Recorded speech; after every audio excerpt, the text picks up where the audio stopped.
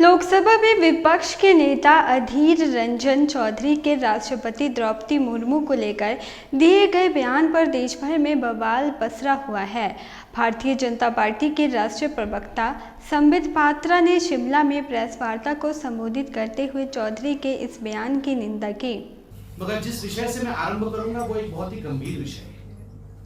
वो विषय है जिस प्रकार कांग्रेस पार्टी के दिग्गज नेता, उनके लीडर ऑफ ऑपोजिशन लोकसभा में अधीर रंजन चौधरी जी ने महामहिम राष्ट्रपति द्रौपदी मुर्मू जी के लिए जिन शब्दों का प्रयोग कल किया उसकी भर्त्सना। मित्रों, बड़ा दुख का विषय है जहां एक और हिंदुस्तान उत्सव मना रहा है। आज हिंदुस्तान के लिए गर्व का विषय है कि पहली बार हिंदुस्तान में एक ऐसी राष्ट्रपति बनी है जो ट्राइबल अर्थात आदिवासी समाज से आती है, एक महिला है जो अत्यंत साधारण परिवार से आती है और अनेकों वर्षों तक संघर्ष करने के पश्चात उन्होंने राजनीतिक रूप से कदम रखा है। आपने देखा, पहले वो 2 बार विधायिका थी, उससे पहले काउंसलर थी। किस प्रकार से वो मंत्री रहते हुए उन्होंने बहुत बेहतरीन काम किया। खुद संघर्ष करके उन्होंने अपना राजनीतिक सफर तय किया। व्यक्तिगत जीवन में भी बहुत कुछ खो करके, बहुत दुख सहने के पश्चात वो इस विराट देश की महामहिम राष्ट्रपति बनी। ये संविधान के सर्वोच्च पद के ऊपर आक्रमण है। एक महिला जिन्होंने संघर्षमय जीवन व्यतीत किया और आज एक महिला राष्ट्रपति है।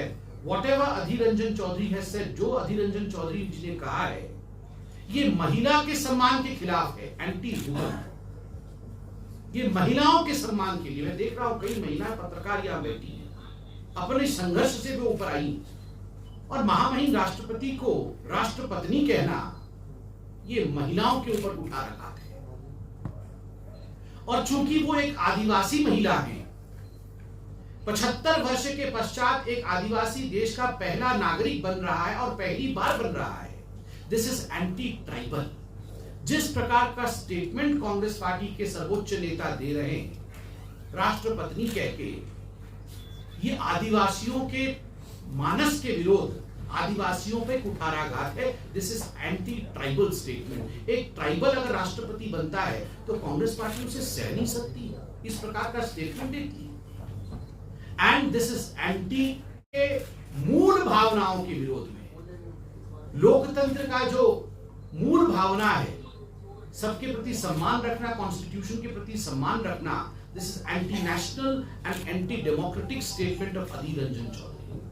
वहीं प्रेस वार्ता के दौरान संबित पात्रा ने आजादी के अमृत महोत्सव के मौके पर हर घर तिरंगा अभियान के बारे में भी जानकारी दी।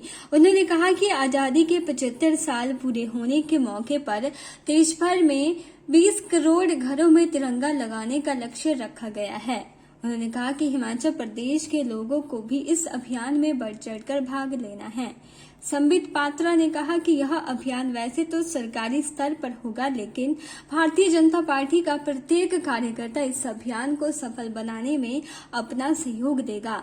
संबित पात्रा ने कहा कि आजादी के अमृत महोत्सव के मौके पर 9 अगस्त से 15 अगस्त तक विशेष कार्यक्रम चलाकर लोगों को जागरूक किया जाएगा। आप सभी जानते हैं, आजादी का अमृत महोत्सव भारतवर्ष मना रहा है और आजादी के अमृत महोत्सव के अंतर्गत हर घर तिरंगा प्रधानमंत्री नरेंद्र मोदी जी ने भी बताया है। और अब ये पूरे हिंदुस्तान में किस प्रकार 20 करोड़ घरों में झंडा लगे, उस पर चर्चा हो रही है। उस विषय को लेकर संगठनात्मक बैठक करने मैं आज हिमाचल प्रदेश आया था।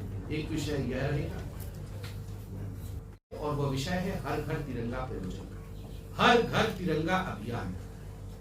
उस विषय को लेकर आज मैं हिमाचल प्रदेश आया।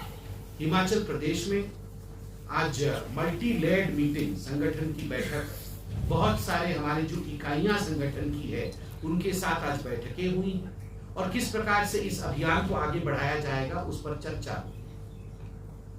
हर घर तिरंगा कार्यक्रम जो है ये आजादी के अमृत महोत्सव के अंतर्गत आने वाला एक कार्यक्रम है। आप सभी जानते हैं यह जो 15 अगस्त आने वाले माह में आने वाला है, यह 15 अगस्त कोई साधारण 15 अगस्त नहीं है।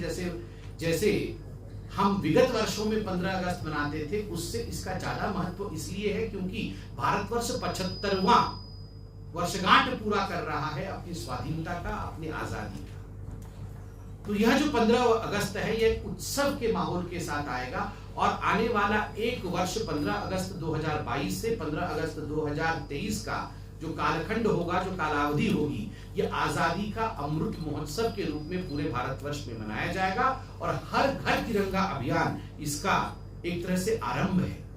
के चैनल के लिए शिमला से पुष्पेंद्र कुमार की रिपोर्ट।